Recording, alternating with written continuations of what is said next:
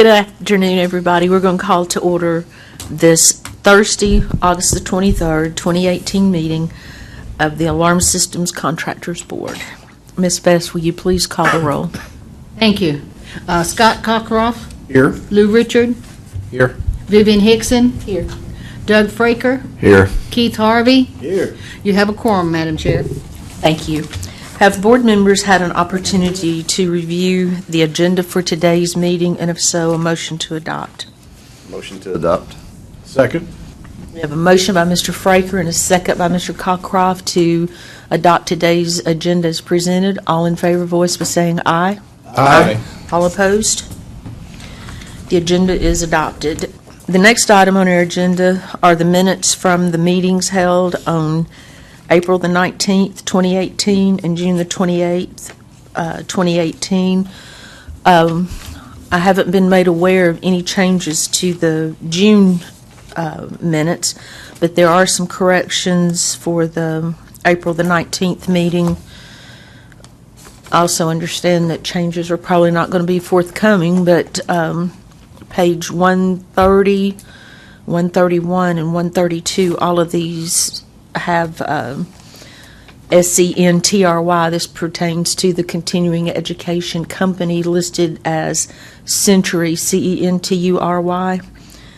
That change needs to be noted, and then there's a sentence, page 129 into 130, that seems to be incomplete. And then on page 73 of the minutes, it's listed as PM, ESA, and FAA. Both of those should reflect ESA. And those are the only changes, and I have a hard copy if y'all need it.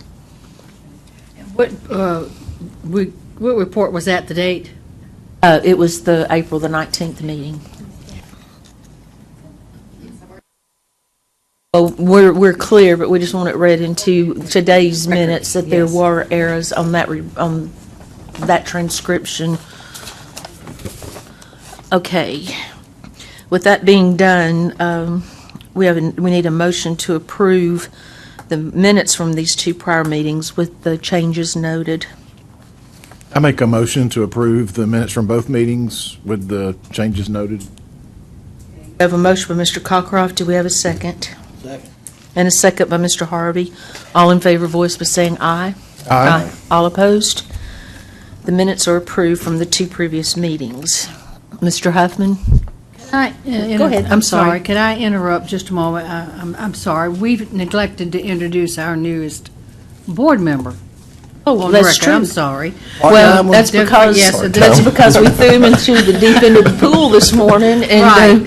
I'm already swimming, right? that's Right, but we He do swam. want to say thank you for coming, thank you for your service, and we apologize you had to jump right in, but at least you got your feet wet, now we're ready to go. And I'm Easy sure after any of the this. board members would be glad to help you or assist you with anything. And then, of course, you know, after the orientation this morning, you can call on myself, Thank you. not that attorney, this attorney.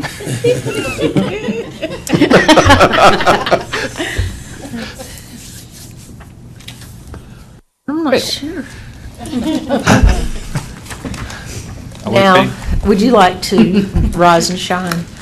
I guess, unless the other attorney would like to. Okay, Mr. Huffman will now give us the legal report.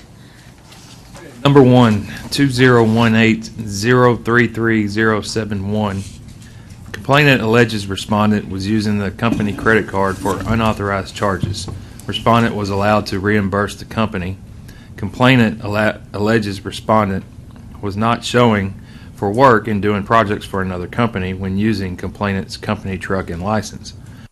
Complainant alleges respondent resigned and would not release the company trucks until he removed his items, which was 4 days later. Complainant alleges that all material and tools were removed. There are over $1,800 of unauthorized charges on company credit cards. Respondent denies all allegations. The company credit card charges were employee advances that were authorized by the complainant due to not being paid for overtime. Respondent explains in his response of a wage and overtime dispute which caused him to eventually to resign. The $1,800 was money owed to respondent for overtime work.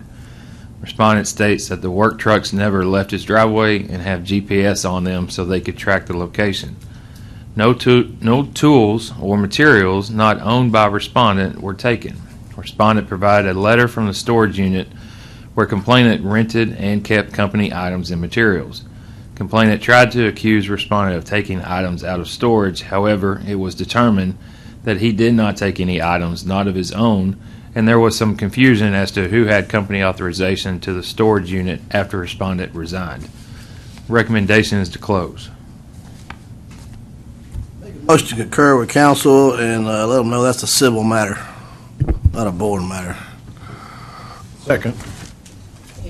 We have a motion by Mr. Harvey, a second by Mr. Cockcroft to close, as this is a civil matter. All in favor, voice by saying aye. Aye. All opposed? Concur with council.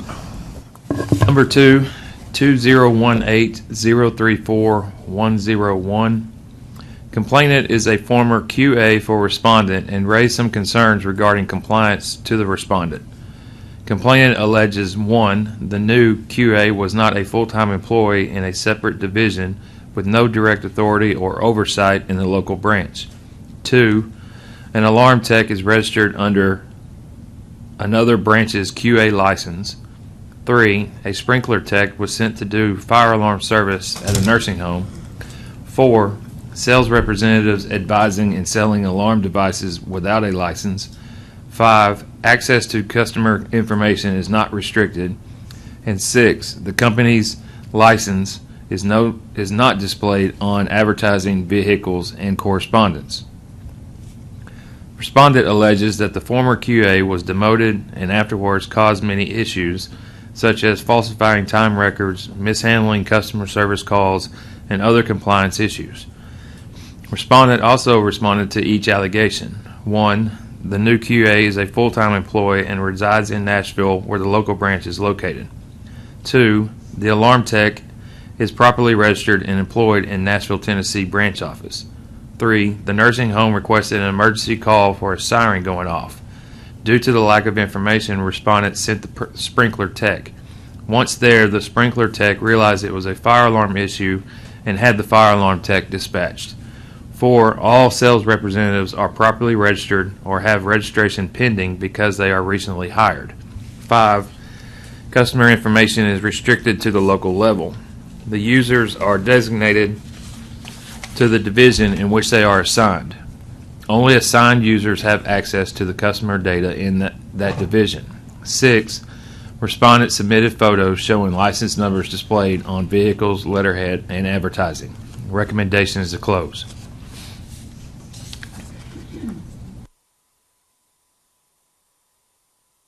Are all of these allegations already taken care of by the time y'all contacted the person? I mean, what was the timeliness of it? Could there have been a period when this former QA's allegations were correct? No, there could not have been. Okay, thank you. Yeah.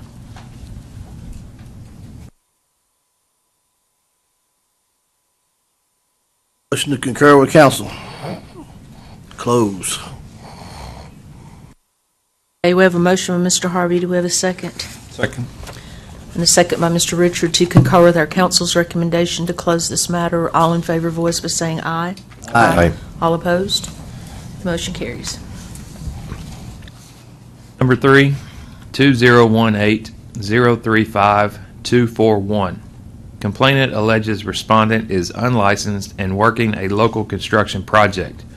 Respondent states that their personnel have been on site with the licensed Tennessee company for training purposes on a specific fire alarm system being installed at this construction project. Respondent will be installing this fire alarm system in Georgia, where respondent is licensed. This licensed Tennessee company is solely responsible for permits, installation, inspections, etc. Respondent has not contracted any work or with any other company in Tennessee. Recommendation is to close.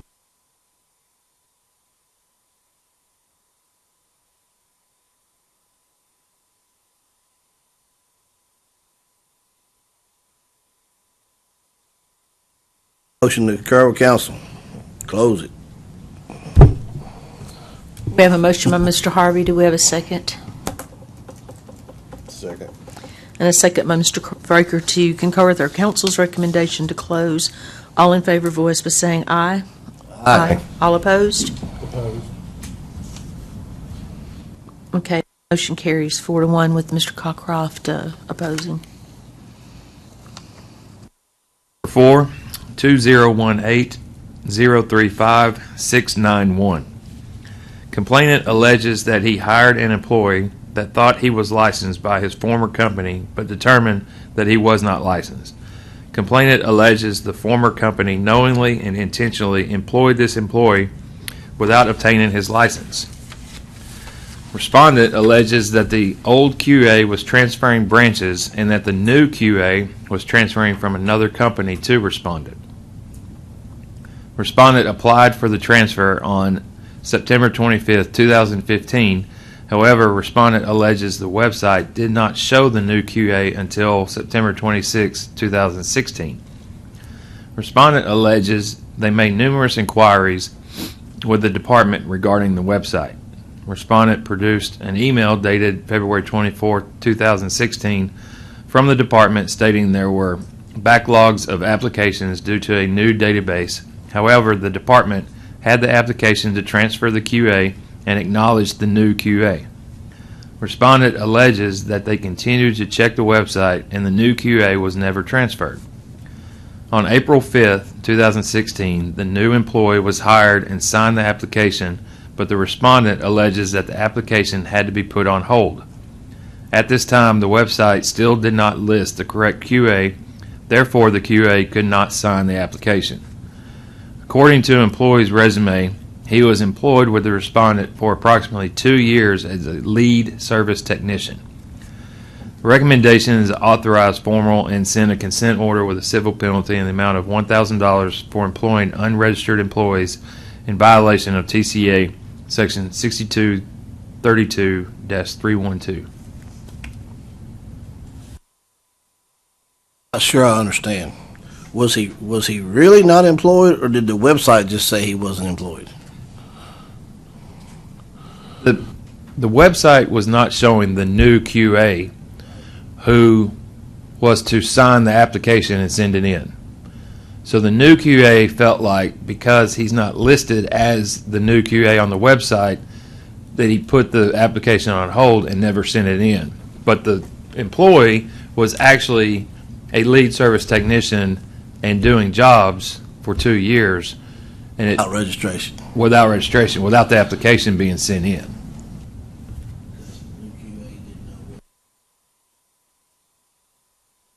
Right.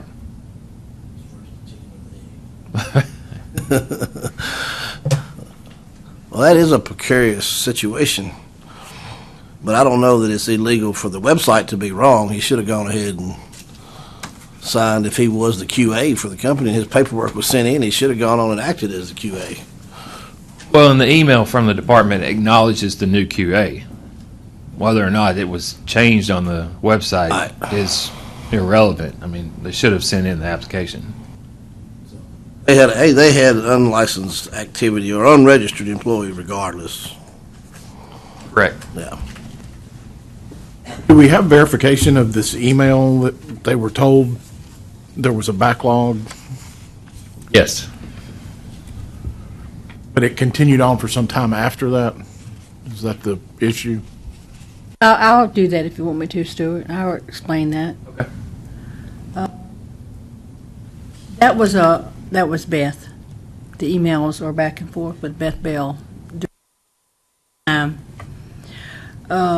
Yes, she sent the email. Yes, she said we were had a backlog. Yes, there was notes in the file that we've got his termination notice or the transfer notice. There was correspondence. The only thing we did not get done was change his name on the website. Oh, and that's in regards to the QA, not the registered employee. That's right. The registered employee, we never got an application. That's one thing. The other thing is, he's correct, we did not change the name on the website. And we have had companies who lose their QAs, and it says a qualifying agent or a representative on the form. So the office manager could have signed it, an officer could have signed it under the circumstances. But yes, there was correspondence from our office concerning the QA not being on the website. That clears it up for me. I thought it They was, did not submit the employee registration package.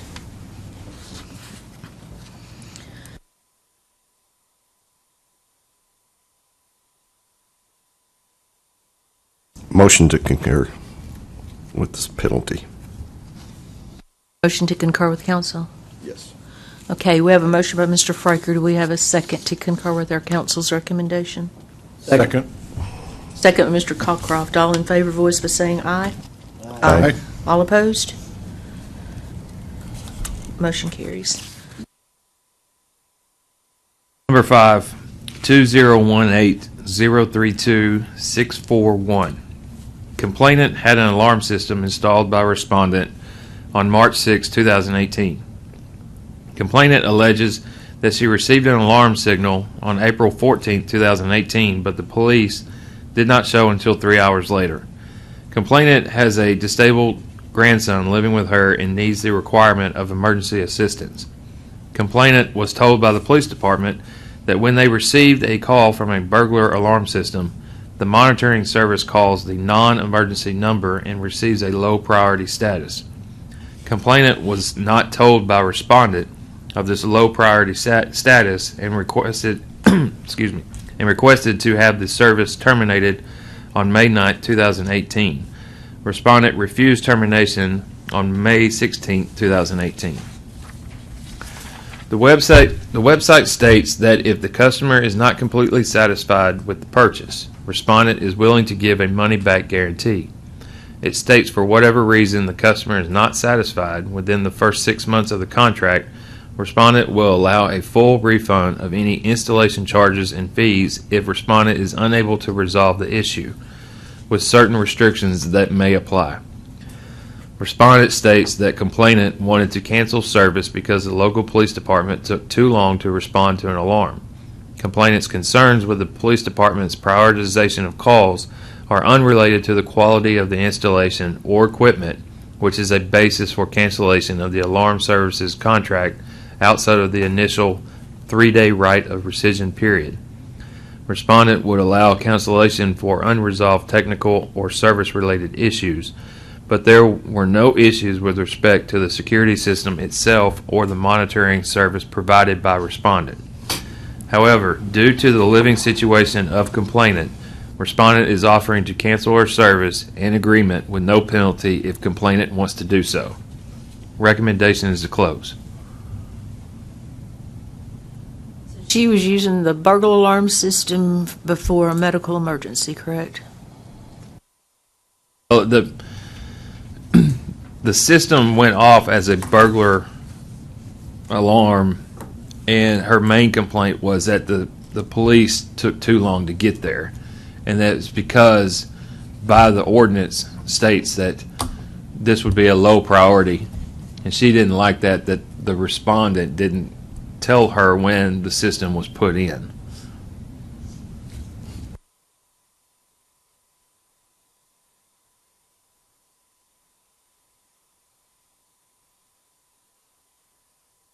Complainant satisfied at this point? I have not had any type of rebuttal or any response from the complainant after the respondent has offered what they're offering. That's initially what she wanted anyway, wasn't it, to get out from her contract? She wanted it canceled, yes. Sounds like the only difference might be a refund of what she had already paid. Sounds like they're willing to cancel with no penalty. Their policy stated full refund. Still technically be civil anyway. Right, it would. I think there's a termination fee that they're willing to waive. Motion to concur. Second. We have a motion by Mr. Harvey, a second by Mr. Cockcroft to concur with our council's recommendation to close this due to civil matter. All in favor, voice by saying aye. Aye. All opposed? The motion carries. 6, 2018-038301. Complainant decided to terminate with respondent and go with another alarm company after a security breach issue. Complainant alleges that respondent made robocalls 4 to 5 times a day, 24/7, with a recorded message. Respondent states that a DocuSign email was sent to complainant to cancel the service. However, complainant never signed and returned the document, so the account remained active. Due to the account remaining active, it became past due, and respondent attempted to contact complainant. Respondent has canceled the account and waived any past due amount owed. Recommendation is close.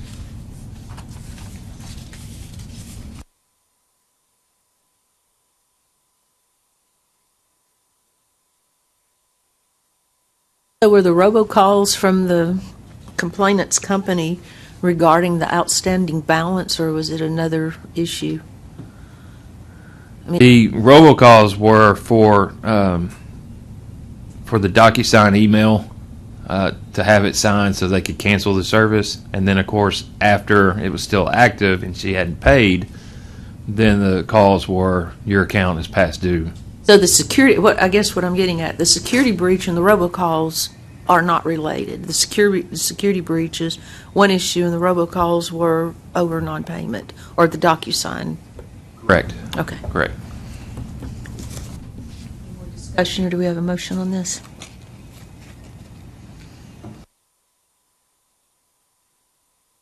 Motion to concur with council. Okay, we have a motion by Mr. Fraker. Do we have a second? Second. And a second by Mr. Harvey to concur with the council to close this. All in favor, voice was saying aye. Aye. All opposed? The motion carries.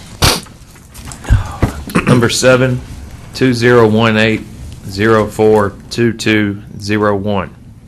Complainant alleges a representative of respondent came to her house to upgrade her system.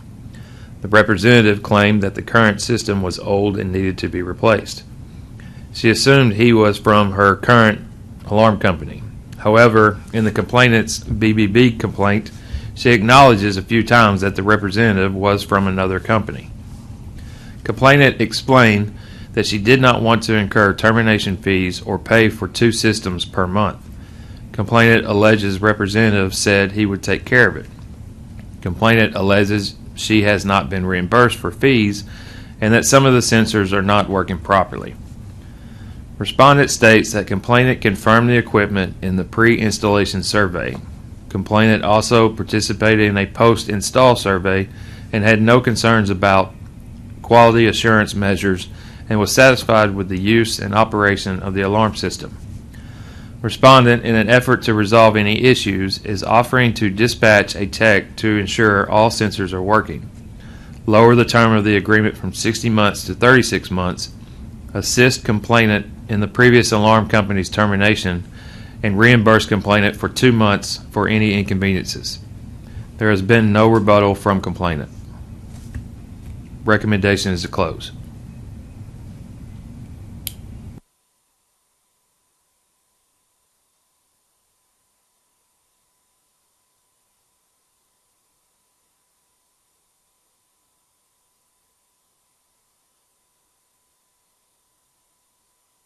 Council. We have a motion by Mr. Harvey to concur with our council's recommendation to close. Do we have a second? Second.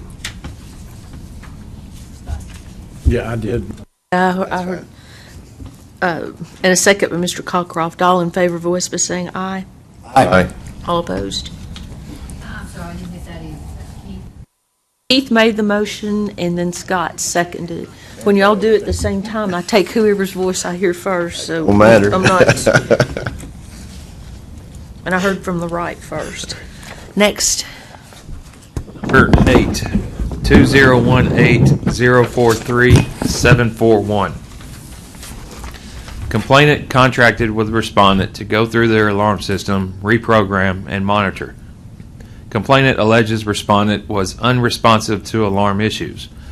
Complainant asked respondent for the master code so that he could make adjustments, additions, or deletion of zones.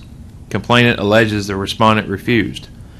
Complainant alleges that respondent is messing with his alarm and wants the master code. Respondent states that he monitored the complainant's alarm system from April 6, 2012 to April 21, 2017. Complainant requested to terminate the service on April 17, 2017 via email. Respondent states no warranties were made due to the alarm system being pre-existing. Respondent states that he does not have the master code and has told complainant numerous times the same. Recommendation is to close.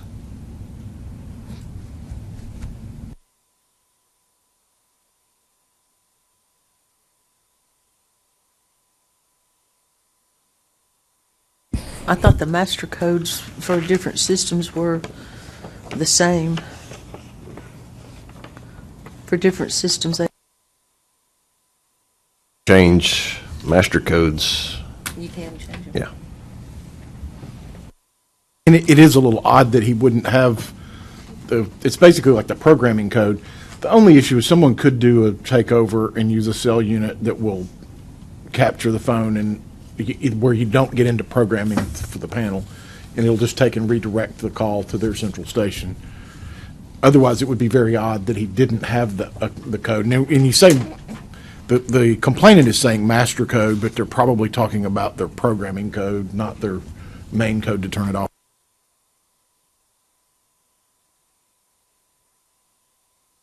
Have you had any other contact with the respondent? With the complainant? No.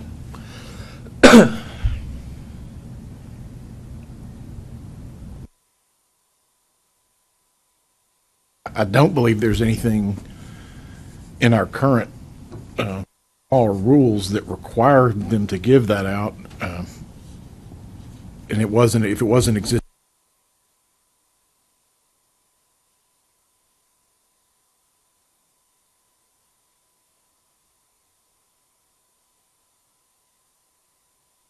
I make a motion to close per our recommendation from council.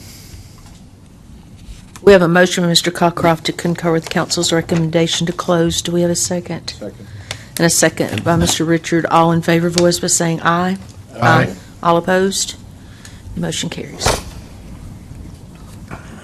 Number 9-2018-045301. Complainant had respondent install a system and was told she could cancel at any time. She was also told it was $46.99 per month, so she explained that she could only afford 3 months of service.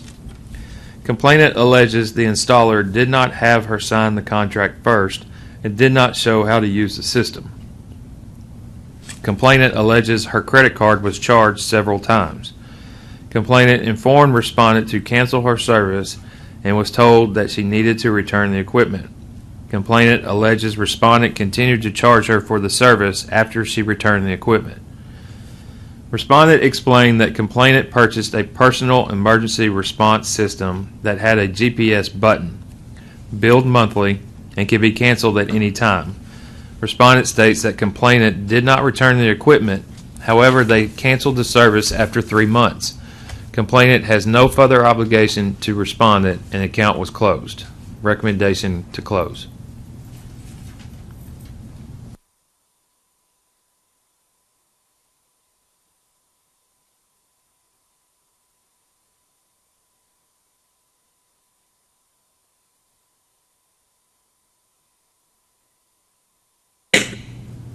Make a motion to concur with council.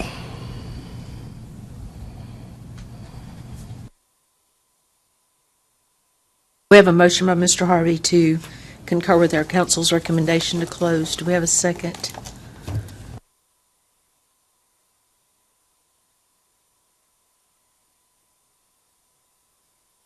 I have one question. She says she returned the equipment, and he says that she didn't.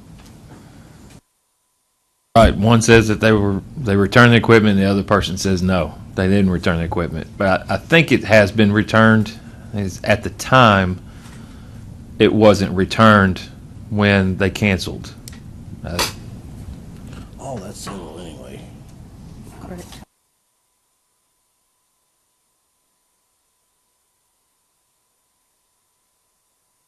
Second the motion. Okay, We have a motion by Mr. Harvey, a second by Mr. Fraker to concur with our council's recommendation to close. All in favor, voice by saying aye. Aye. All opposed? The motion carries. Number 10, 2018-027-121. Complainant alleges that there are several employees not licensed, website has no license number, and vehicles have no license number displayed. Complainant later contacted the department and stated that he had not sent this complaint as he was on medical leave and does not know the respondent. Complainant believes a competitor may have included his contact information as a vendetta. Respondent states he is in the process of obtaining a license. He has successfully passed the CCTV exam and will be attending the nationally certified training class. Respondent alleges they have taken all steps to be in compliance with Tennessee state laws and regulations. As of now, respondent alleges work being performed is in Kentucky and Alabama. An investigation was made and confirmed that respondent is not performing work in Tennessee at this time. Complainant's allegations of unlicensed activity couldn't be substantiated. The respondent denies any business dealings in Tennessee. Subsequent contact made with the reported complainant in this matter revealed he did not file the complaint and claimed to not know anything about the matter.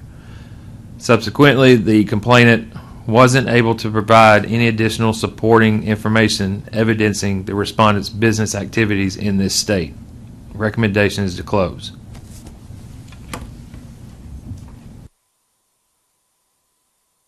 How did he know to call in and say that he hadn't made the complaint? Was he contacted by somebody at the state?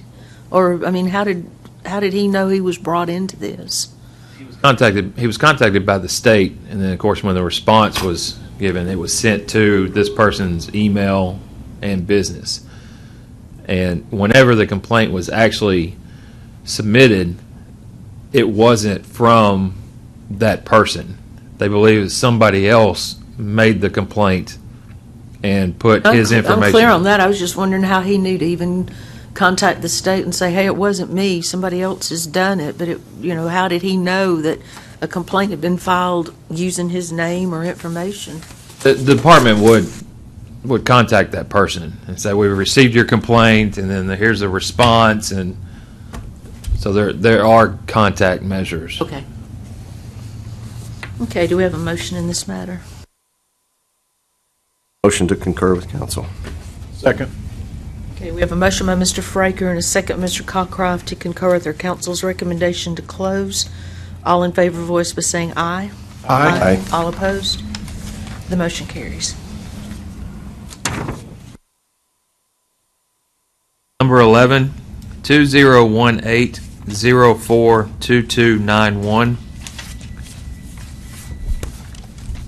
Complainant contracted with respondent to install a fire alarm system in a church. Complainant alleges that respondent terminated the monitoring and reported them to the fire marshal after disagreement regarding payment. Can I interrupt you? I need to step out on this one. I was about to say, Let the record show that Doug Fraker is recusing himself and stepping out into the hallway. Thank you. complainant had a company inspect the system, discovered several issues, including no power to 3 duct detectors, a short circuit allegedly caused by a shortcut, and bypass that powers the strobes. The hood system in the kitchen was not connected to the fire system, and 6 exit doors without pull stations within the 5-foot limit. Respondent states they were hired to install a fire system in a new church building, and that the Tennessee State Fire Marshal inspected and passed the project on February 2, 2016. Otherwise, complainant would not have received a certificate of occupancy. Respondent states that the complainant was always behind on billing and several times had to be warned of legal action. The last issue occurred in December of 2016 when the complainant did not pay respondent was forced to terminate monitoring service and inform the local fire marshal of not having a monitored fire system. Respondent denies the allegations and states that all issues, such as the duct detectors, short circuit, or rigged wiring, arose after the installation. Respondent states that the kitchen hood system was not part of the original contract. Recommendation is to close.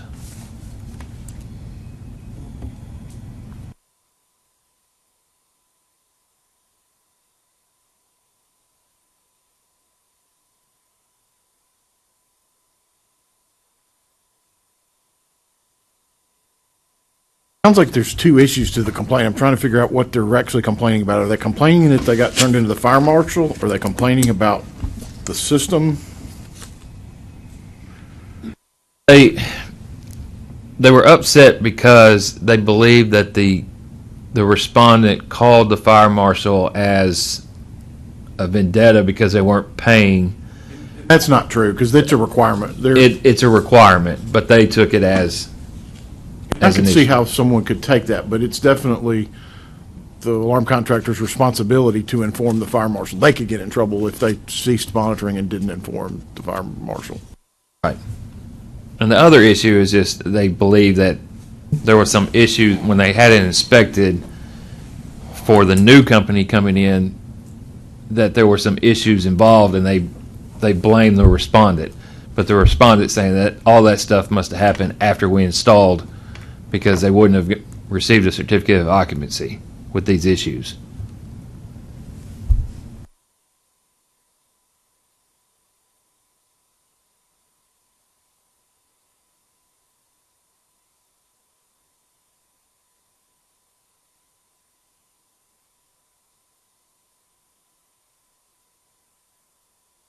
Motion to concur with council.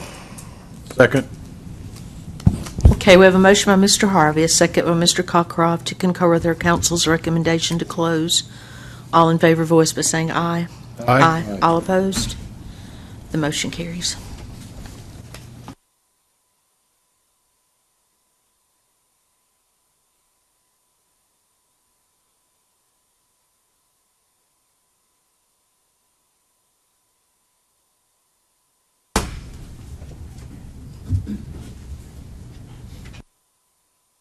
Number 12 is a represent 2018-017-211.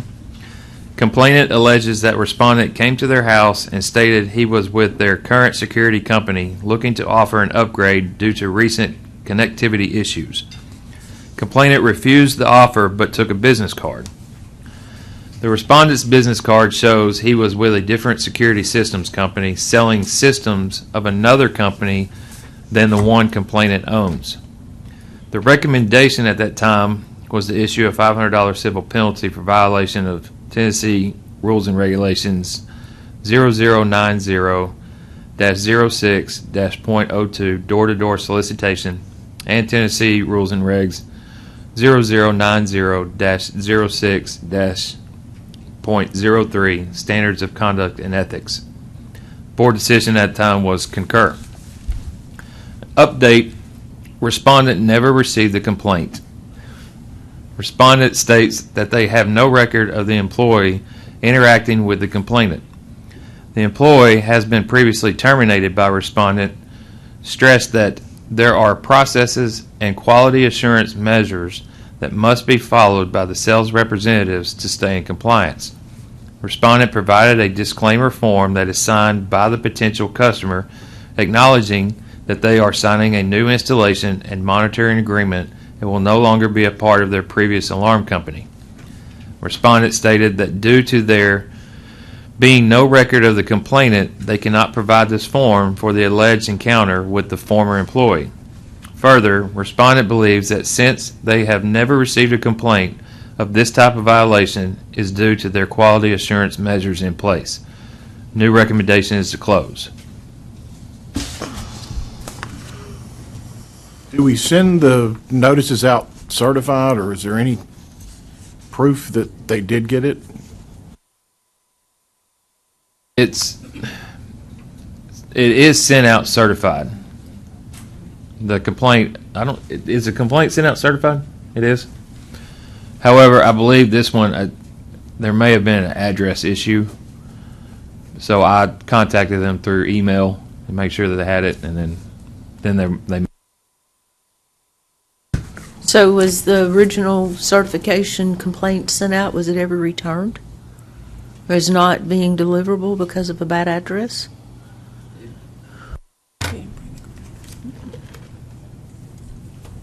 I don't believe we've actually received it back. And they don't deny the employee having worked for their company, they just say he's no longer there.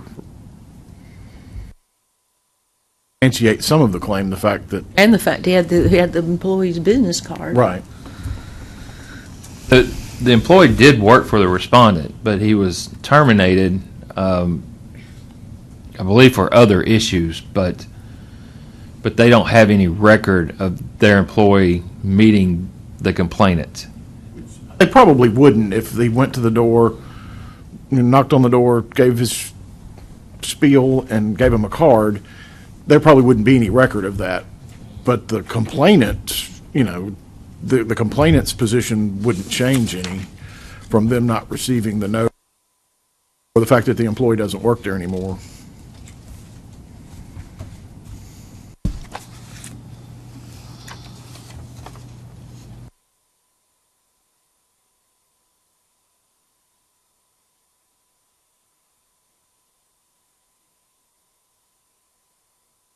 I just find it hard to believe that someone would go to the trouble to file a complaint and report it and do everything if they didn't truly feel like there was something going on there. I mean, this is a homeowner, a person. I mean, I guess it's just it is a home, came to their house. An employee of an alarm company doesn't say that, but as far as the homeowner. But it's just hard to believe that a regular homeowner would go to this much trouble to report something if there wasn't something there. Well, I also think that the respondent's saying that they have quality assurance measures in place, and it was not done at this house, and that's probably why the employee is terminated. But, I mean, I understand that they should not solicit from another company, but what the respondent's saying is he didn't follow the rules. But if the homeowner didn't agree to change the system out, I wouldn't sign anybody's paperwork if they came to my door. I wouldn't sign some second company's paperwork, so therefore there wouldn't be a paper trail. If I have company A and this person says, well, I'm with company A, but they give me B's card, I'm not going to sign anything. I tell them, bye, go ahead and leave me your card. I'd do exactly like this homeowner did. I feel like it happened. The mere fact that the homeowner has a card from a different company tells me it happened. He had a door solicitation from a different company other than his or her own.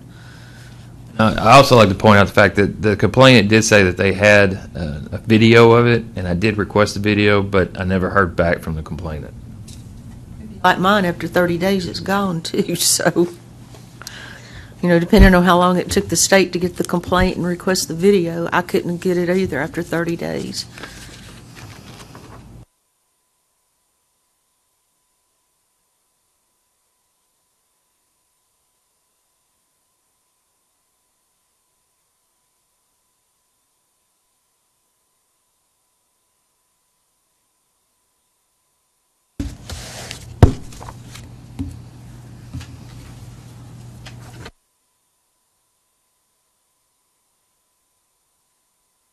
Any more questions?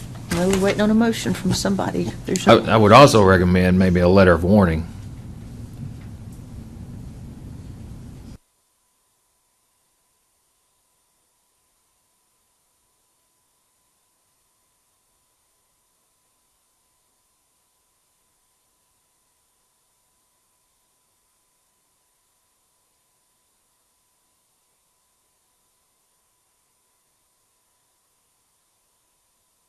That's a good idea, if nothing else. Okay, we have a motion by Mr. Cockcroft to issue a letter of warning to the respondent company for the violations of the above cited Tennessee Comprehensive Rules and Regulations. Do we have a second? Second. And a second by Mr. Richard. All in favor, voice by saying aye. Aye. All opposed? The motion carries with the letter of warning. That completes the legal report. Very much. Okay. We're skipping over appearances. Ms. Fest, are you ready for the administrative matters? Yes, just a moment. You put my stuff back in order here.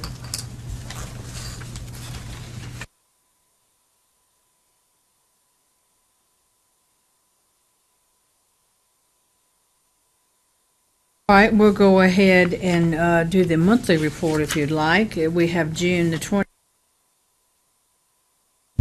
July of 2018. We had at that time a vacancy, which is now has been filled, and Scott Cockcroft term expired 12/31/17, and I still have not heard from the governor's office. Appreciate you continue to serve. It'll be the same thing for July. Just so Doug knows, we do send these out in advance to you every month in case there is anything that you wanted to correspond about. Next thing, I believe, is the budget review.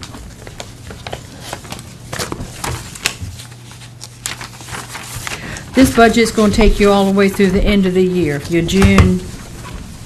So our new board members will know our fiscal year begins July the 1st.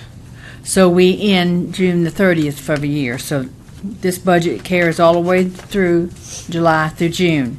And the alarm board has ended with a total of $238,089.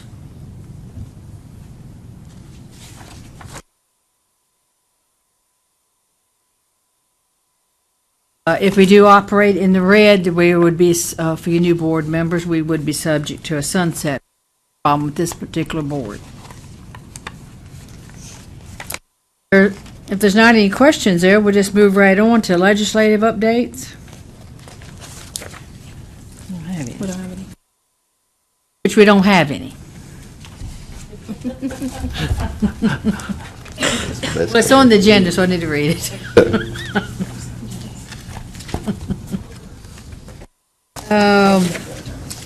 We're going to skip over that application review. We're going to go right to the request for extension. Yes, I know I'm out of order, so I'm going to give you just a few minutes. We're going to get back to that one, though. I'm trying to get my papers straightened out.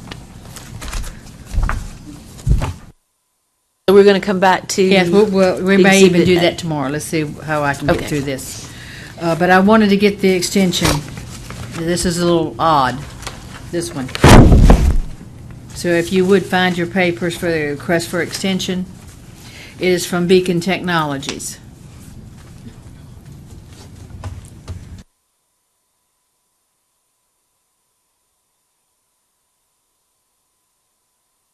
How long have they been without a QA for that? Yes, sir. Category? We're going to talk about that. They actually came to the board. In April of 2017, I granted the first extension, which is what I normally do. Then they came before the board because the new QA that they were trying to get appointed failed the exams. That was, and then now they tried another qualifying agent, and that individual didn't qualify either. So now they're asking on this one, excuse me, this one is dated June the 27th. They have another, and are requesting an extension to replace their CCTV QA. Scott Midler has been both their Berg and their CTV, but now for the Berg is Jack Wapner. But they need their CCTV QA. So he's in the process of taking the exams. So when did Scott Mittler leave? Midler, that I might not have in front of me. I don't know. Let me So he read had, what I have he here. had both, and then he left. Received request extension, received application for new QA Scott Midler, received termination from a different gentleman, so we're waiting. Request end of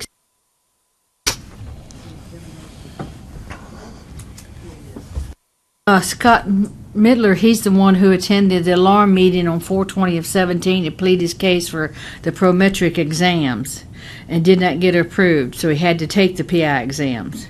PSI exams. So they were given an extension till 7/20/2018. I don't know when he left. I don't have that information in front of me. Did get his license and was the QA for some period of time. Yes, After he came, before the board.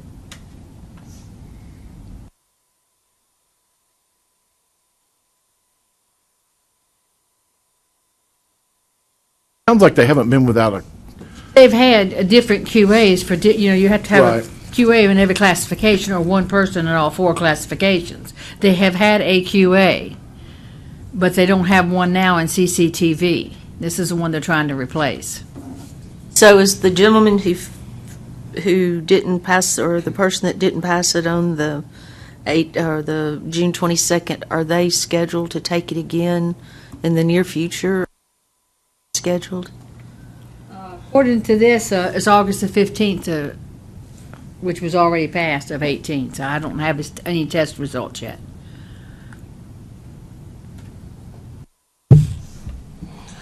I'd make a motion we grant additional extension. We have a motion by Mr. Harvey to grant Beacon an extension. Do we have a second? second. Second by Mr. Richard. All in favor, voice by saying aye. Aye. All opposed? The extension's granted.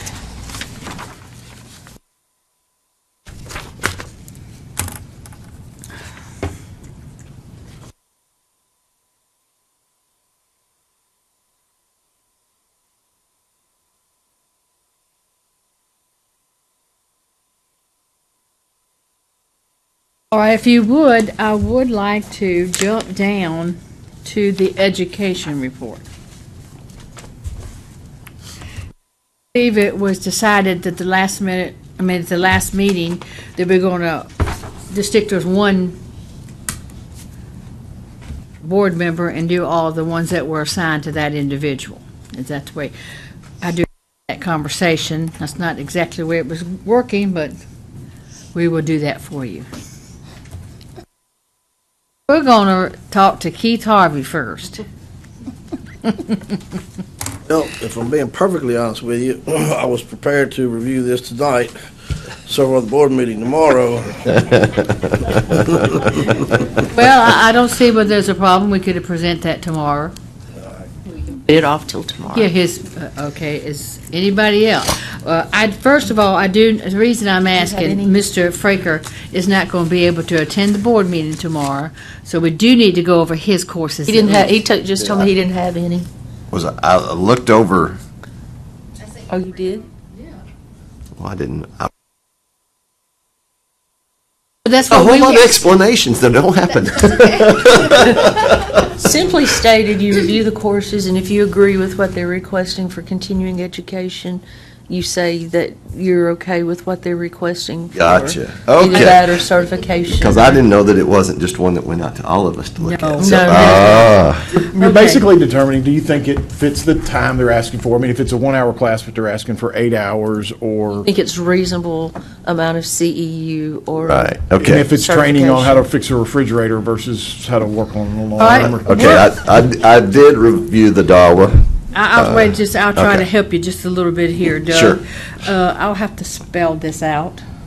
DAHUA Technology USA. Establishing your cyber security baseline. They've asked for 1 hour of continuing education and employees' initial. And one issue we've had in the past with the employee initial, a lot of people are putting that down, but it has to be one course that's 16 hours, right? Yes, sir, in the first year of employment. So there's a lot of people put that down, but usually that won't apply. I mean, I guess people think maybe they can get a lot of courses and add them all together, but that would be the only thing that probably wouldn't apply, would be the initial employee training. It's primarily for continuing education. So, okay, we would say the 1 hour for continuing education, and I'm going to strike through the initial employee. We would put it on the course list for continuing education for 1 hour. Is that right? That Ms. works. Fraker? Yes. Okay. And then next one you had is ADI Scott Bowen in an expo for BICSI credits. We don't have how many hours.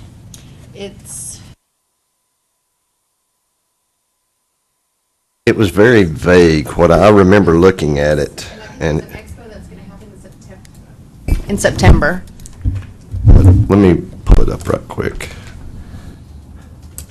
The DAWA, I remember looking at it and saying, no, that's cool. But the other one, All right, this is the email. I'm working for ADI's Memphis Expo, which is scheduled for August the 14th. Yes, this is what I was talking about. Okay. Unfortunately, this will be too late for the board meeting in front of you for the next one. I'd like to find out if the state of Tennessee will accept BICSI credits in lieu of those classes certified with the state. Was that Scott Bowen, or was that Michael Maston? Because that His sounds like as Michael well. Maston. Maston, So yeah. they're, There's two of them. okay. And it's Big C, it's about Oh. terminating Cat 5 sorry. Yeah, cases. so, right. so if I can just add a comment on this one here. On the one that's submitted by Mr. Maston, basically all it gave me to look at was a Bixie website.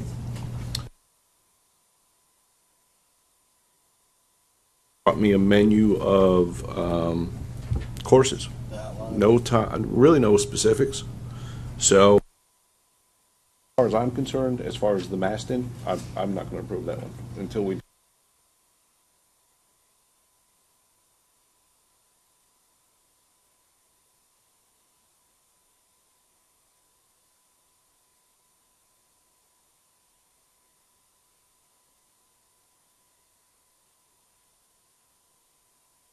We don't But how do we know know. that? We don't, y'all have no way of matching this up to any previous courses, do you? Only if it's on the course list that's been approved. We can look at that. But we didn't. We have had some Big C classes in the past. I don't know if it's the same one, but I don't know if the one that was sent to Keith, the ADI, is the same thing or not.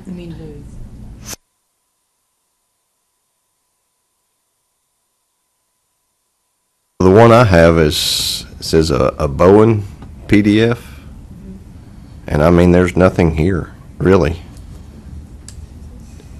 It talks about some stuff that I would love to be credited, because that would give me some credits, but I mean, there's nothing here to really review. They just gave the website. Yeah, they talk about training for Bixie on Paxton Access Control. How about we pass those to the October meeting, and in the meantime, See if we can they get some- they send more course information as to what the specifics are and how many hours of CEU they're requesting. Okay, that's going to be for both the Michael Maston and Scott Bowen. Both at the ADI, I Both the believe. So ADIs. far, I think the rest of them. Did you send me that one at the last minute, the ADS one, or does somebody else have it? I've got that. I said that to Scott. Okay, so you just had the two, Doug? I just had two. Yes, I had DAWA and Okay, so I think I've Bowen. got this straight now. You want me to hold these two courses for the ADI for the October meeting, and you want me to get back with these individuals and say we don't have enough information at this particular time to make a decision? That's correct. And also, there's hours is blank for Like what how they're many hours? requesting, and we need specifically what they're requesting and how much.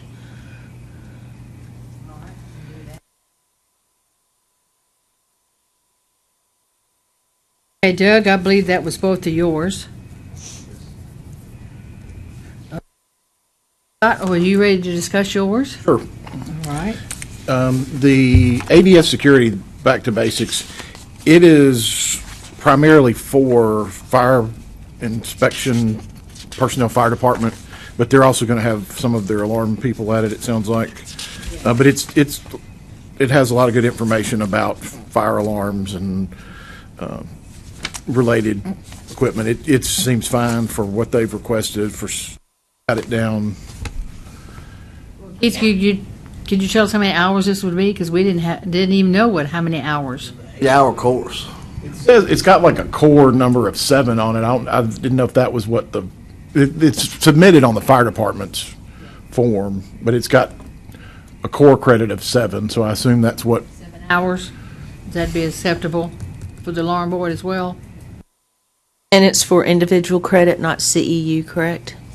It would be for CEU. It would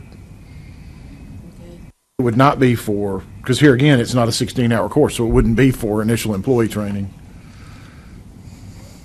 But I think what you meant was the individuals would be going to this. For the individuals. But it was Just 7 words- hours for CEU. Yes, for CEU is what I put down. Okay. The Jade Learning, I had that one. There again, they've put down employee training. It's good for continuing education. They have 4 hours, and it's 50 questions. You can go online. They gave us a login, and it does have some good content.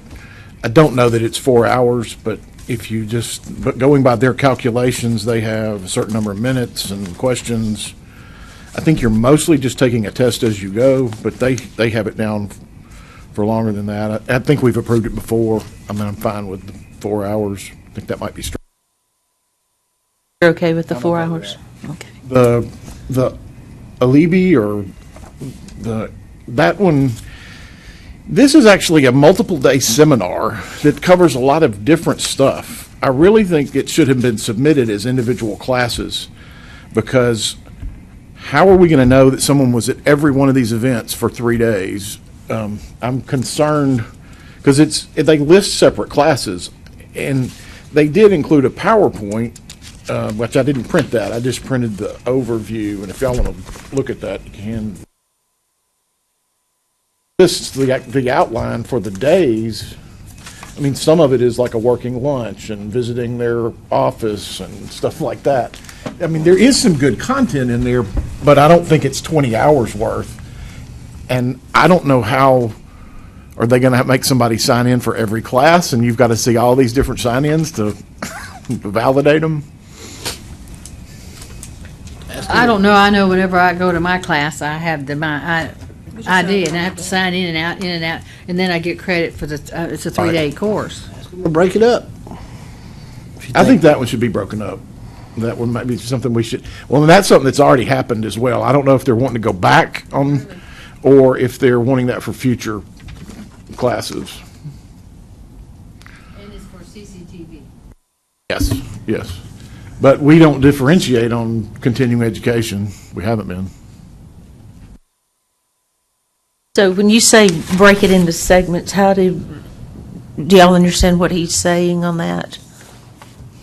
Or do we need to specify more? So see, like, this is one technology here, this HDTVI, so that should be a course. IP hands-on, that's a course. So do we need to specify how we want this broken down? Yes, if you want me to get back with them and ask them how they want me to do Do it. you want these classes bunched into core classes versus just all individual classes is what I'm getting at. We need to know so y'all can tell them these classes for this.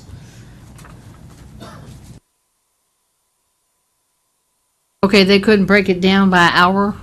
I mean 6 hours the first day, 5 hours the first day, or the third day, so many? Or do you want it broken or down into each That was my class? question, is when Scott said break it into segments, I don't know what that means. I would break it out, by the way, where they've got certain classes, because some of the things on there wouldn't count.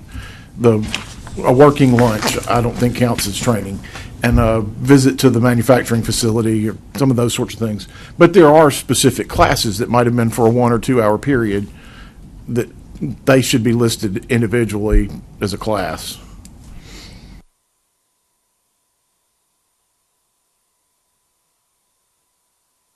Dinner at Chewy's, that's Yeah, that's worth at least 2 hours. and then they probably were allowing for some of that because I think it is a multiple day course, and they asked for, maybe it's 3 days and they asked for 20 hours, but Well, Scott, let's take, do you have yours with you? You have yours with you? that's what they were looking at. We were passing it Okay, around. 1, 2, 3, 4, I think. Subjects to be covered, it does break down day 1, day 2, day 3, and if they put a time next to them, would that be acceptable? I was thinking they should submit these as individual classes if they're thought that way. I would think that would be better for them in the long run. If someone came to 1 day of this, they could get credit for it without having to stay the entire time, and they don't have to track every single class to make sure someone's there.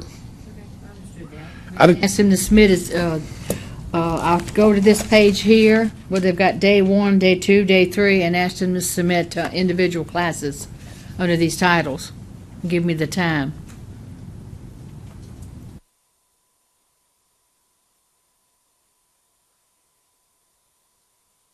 Scott, did you have any others? That's all I had. Lou, which did you have? Let's see, I had Access.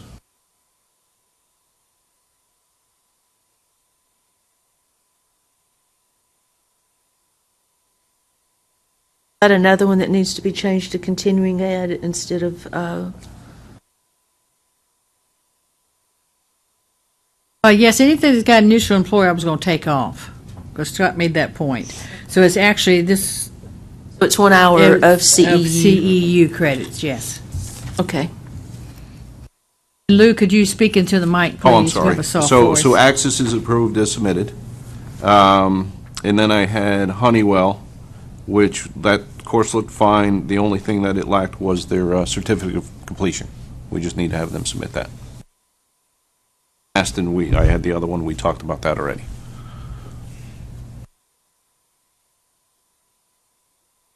Hey, Keith, did you have SDC? He was going to review it tonight. Well, I know he said Tomorrow. I know he said AI phone, but I didn't know because SDC was the only other one on the list that we hadn't discussed. Okay, y'all want to hold off till tomorrow and vote on these en masse, or you want to vote on what we've discussed today? And vote on what we've got. We need a motion. We've got it read into the record on the changes that y'all have recommended for each of these classes. So just a motion with the changes as noted would be, I think, okay. Okay, I make a motion to approve all of the classes with the exceptions noted for the ones we needed additional information on, and removing the. Okay, we have a motion by Mr. Calcroft and a second by Mr. Richard to approve the CEU courses discussed today, and with the request for additional information. All in favor, voice by saying aye. Aye. All opposed? The motion carries.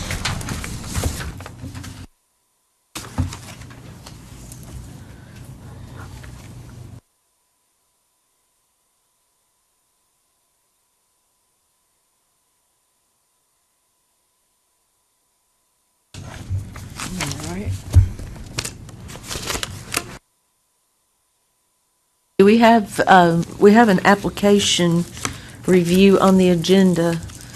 I don't have an application review. Okay, so we can eliminate the application.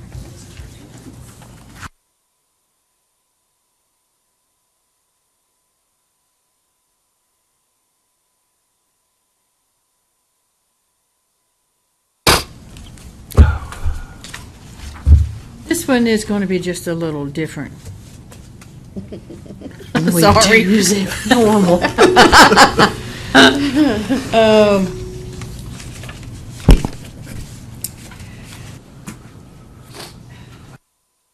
Hundred 19 pages of a criminal history.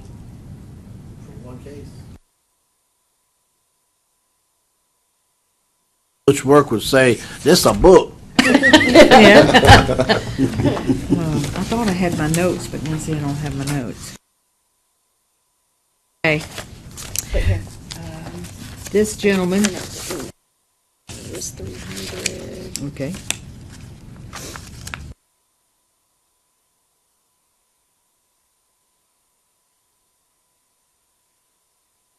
Actually, there was over 300 charges for one offense.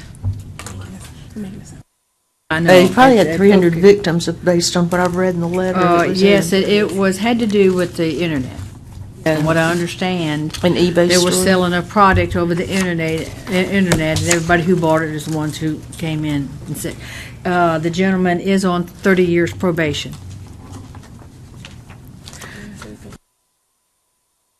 Pays the restitution, and he's making, wants to make application as a registered employee. We have to take a look at this under the Fresh Start. This is the first one I've brought to you under the Fresh Start program. All criminal records now must be reviewed under the Fresh Start. Finally explaining the Fresh Start. Sure. So what the Fresh Start Act is, it says that any board that is choosing to deny an application on the basis of a criminal conviction must do so in consideration of about 5 or 6 factors prior to sending that denial to them.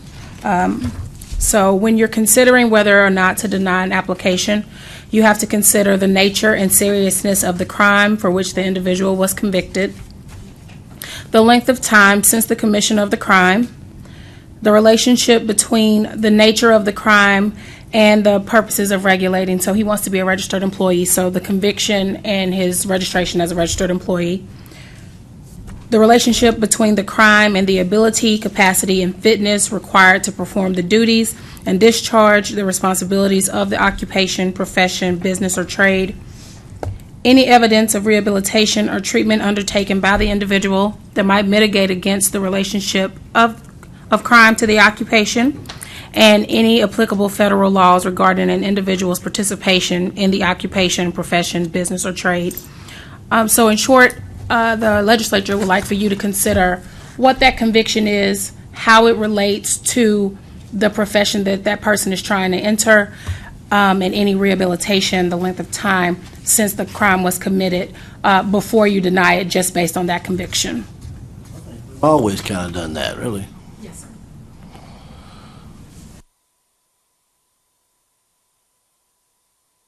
He was convicted of grand theft in the first degree. You have a date?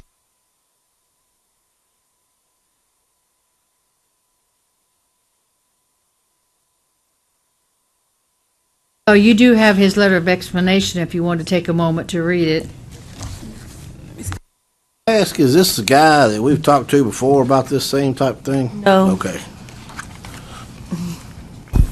The last modification to his probation looks to be 2006.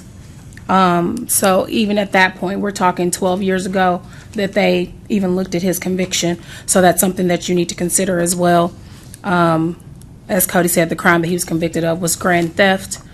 That's something to consider. Also, it looks like this crime was committed out of the state of Florida, which is something to consider for the board. If there's any rehabilitation, I'll let you, read his explanation for all of that, and we can continue to discuss.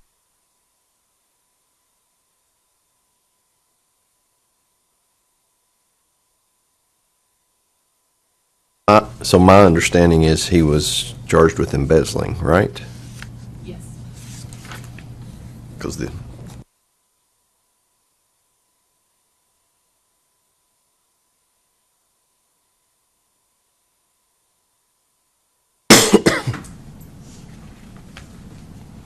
I know a lot of times in the past that we've looked at probation as an indicator as to a time limit of when they might be acceptable.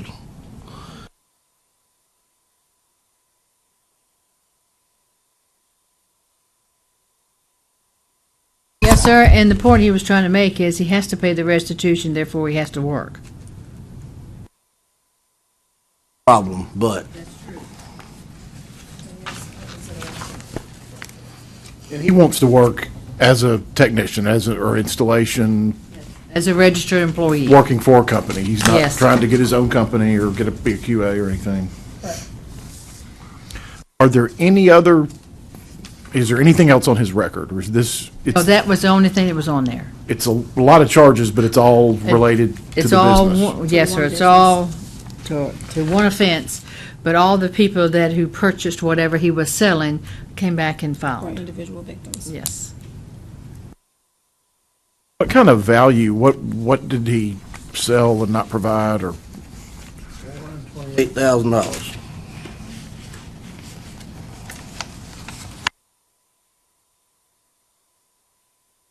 It was a variety retail store on eBay, is what his written explanation is. Our first year in business was very successful. Halfway through our second year, my best friend and business partner embezzled $230,000 from the corporation, and he fled the country.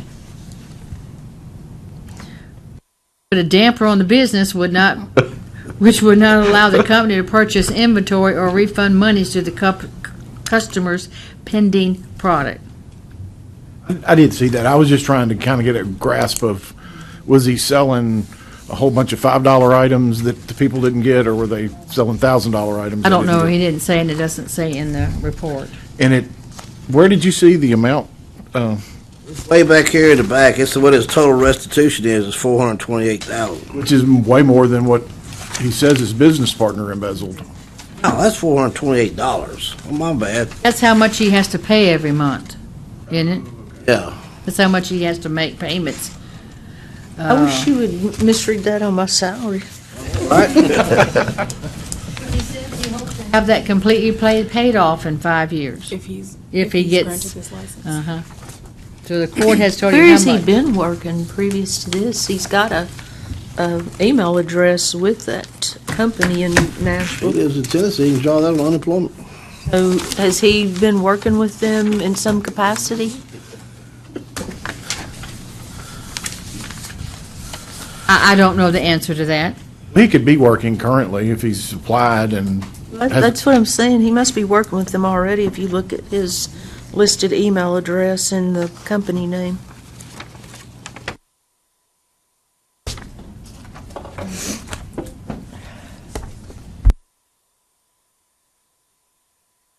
Pardon me. On his application, date of employment and registered position is 4/20 of 2018.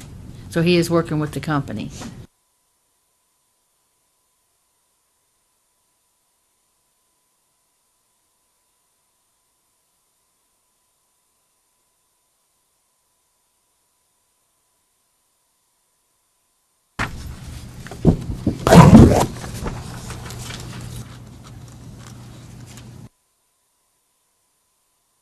Okay, so we have to look at how long it's been.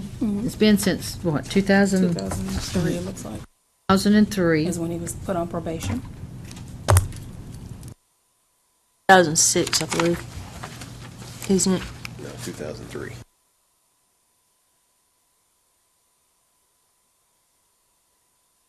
Even for that date, it's 15.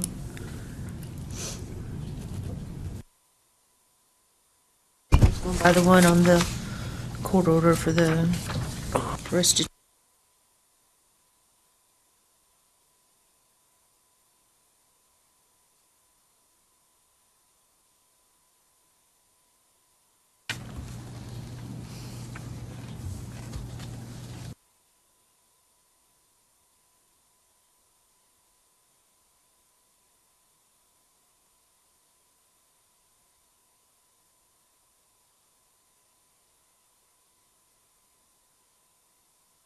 I believe under the Fresh Start, what we're asking, how would this affect him if he became a registered employee? How would it affect the public?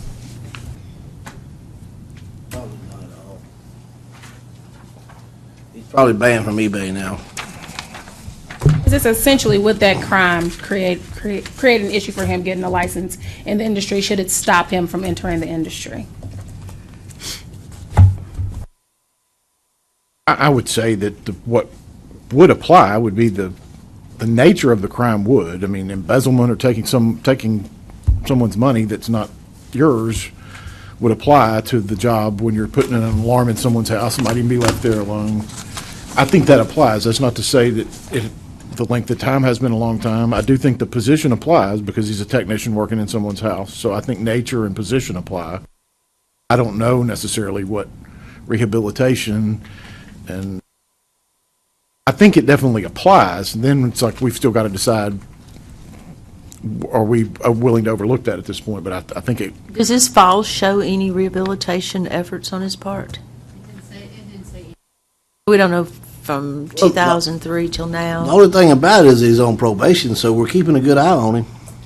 That's true. There is another arrest and the company is required to notify us, and he is as well. And I'm sure if he violates that probation, there's a problem. You know how much of it has currently been repaid? I didn't. We don't have any of the numbers for what the actual loss was or what was repaid, any of that information. From what I can recall, the only thing we have is just him indicating that his plan is to have it completely paid off within the next 5 years, but he didn't say exactly how much he's paid thus far.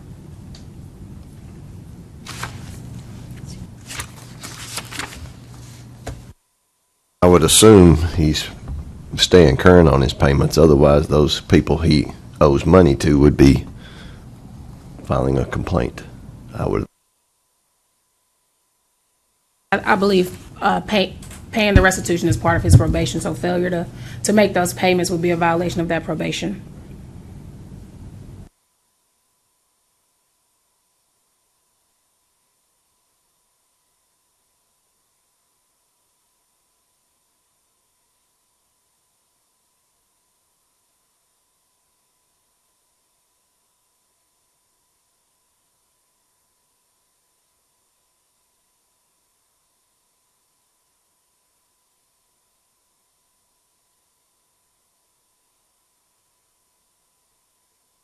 As the newbie on the board, you're looking to get an approval to grant him a registered employee license? I'm asking the board if you're going to grant him to have a registered employee license or deny it based on the criminal record, then you have to cite the denial. We can approve it, we can deny it, we could request for the person to come in and for an appearance. That's what's, the ones tomorrow, some of those would be for. Roughly doing the math, he's paid back about $80,000.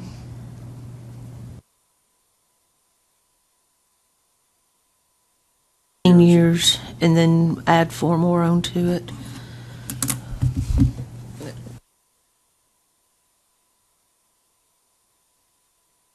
Well, according to his letter, he is not the one who did it, but he stood up. Right. He took, I don't know The whether fall. he stood up He and was a said, yes, I'll corporation take. officer. Yeah, he was an officer, and they couldn't locate the partner who was out of the country, and that's according to his statement.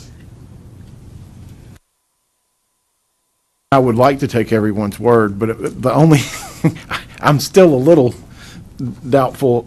I'd like to believe that that's the case, but the only thing I have is his word on this one letter that says he didn't do it, and then but he pled guilty to it. And I understand people do that sometimes. Sometimes that's a choice you make, but it's easier to plead guilty than to fight it, and maybe he was partially responsible, and he's trying to make right on it.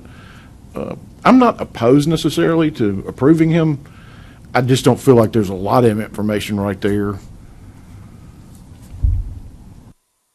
don't we get him to come in? He's here in Nashville. He's on probation. And it is rare that I don't know that we've approved anyone that was on probation, but this is a really long probation, so that would seem unfair to just on those grounds deny him.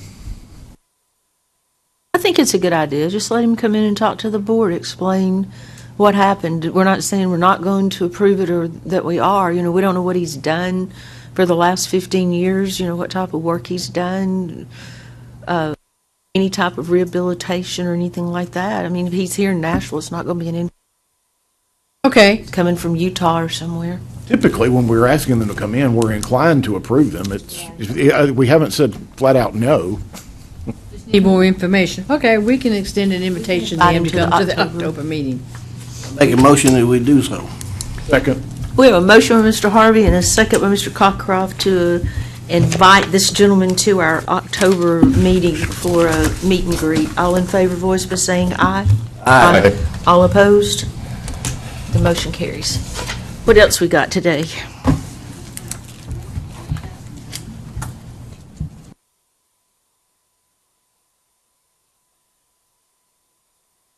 Oh, we've got unfinished business and new business and recess till in the morning at 9 o'clock.